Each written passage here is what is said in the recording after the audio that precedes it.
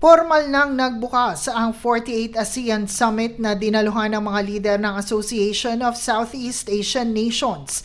May temang Navigating Our Future Together. Binuksan ni Pangulong Ferdinand Marcos Jr. ang pagtitipon Biyernes ng umaga sa Cebu. Ayon sa Pangulo, ang pagdalo ng mga lider ay pagpapakita ng kanilang shared commitment na nagbubuklod sa rehiyon. Aniya, ito ang panahon upang ipamalas ang kakayahan na harapin at matugunan ng may pagkakaisa at kaalaman sa mga pinagdaraanan ng rehiyon. As we gather then for an important milestone, so do we stand together today to demonstrate ASEAN's capacity to respond with unity, with wisdom, with resolve, at a time when our region is once again faced with profound uncertainty. For we meet at a time of considerable challenge.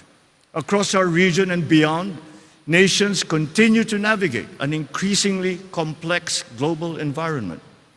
The increasingly volatile situation in the Middle East has impacted our region, challenging us to remain agile in the face of the uncertainties which threaten lifestyles, livelihoods, and lives.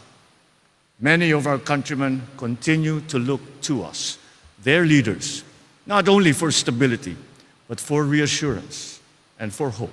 Dagdag pa ng Pangulo, ang pagtitipon ngayon ay upang makahanap ng mga tamang hakbang dahil ang ating tungkulin ay dapat magpatuloy sa harap ng mga hamon para sa ating mga mamamayan, sa mga bansang kinabibilangan at para sa buong rehiyon. The work of ASEAN must continue, not despite the challenges, but because the times demand our answers to those challenges, for our peoples, for our countries, for ASEAN. My appreciation extends to ASEAN and our partners in ASEAN, because despite facing deep challenges of your own, you have come to support us and to work with us to respond to this crisis. We have strengthened our coordination where possible. Our foreign, economic, agriculture, and energy ministers have met to lay out plans with their sectors. Joint meetings between the political security and economic pillars were held to align our responses.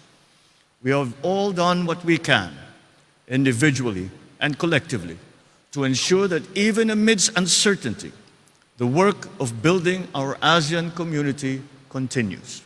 Samantala, 11 lider ng Southeast Asia ipinamalas ang pagkakaisa sa tradisyonal na ASEAN Handshake para sa ASEAN Family Photo.